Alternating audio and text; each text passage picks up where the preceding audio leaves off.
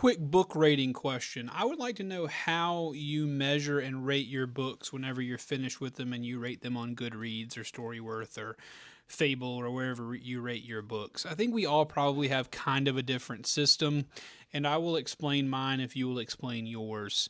I think it would be unfair to judge every book personally, especially whenever no one's profiting or not profiting, I guess, off your review. It would be kind of unfair for me to rate every book on a 5 point scale based on how much of a perfect book it is.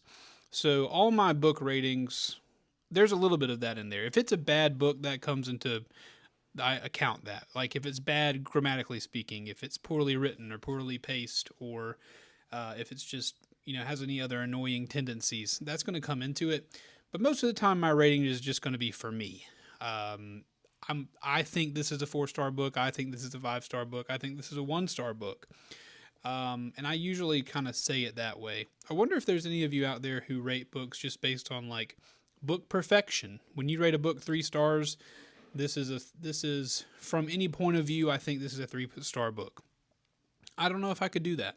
There are some books I feel that way about. Supermarket by Bobby Creole or whatever that guy's name is, Logic.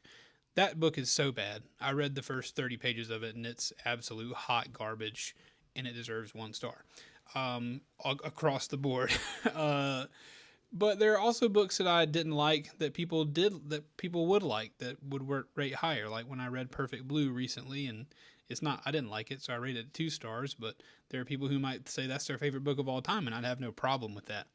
So I say all this to say my rating scale kind of changes. It's kind of weighted on in a non-concrete way. It's kind of weighted to be uh, kind of what is this book good or bad from every point of view, but it's weighted certainly a lot more just did I like this book? Is this book good to me?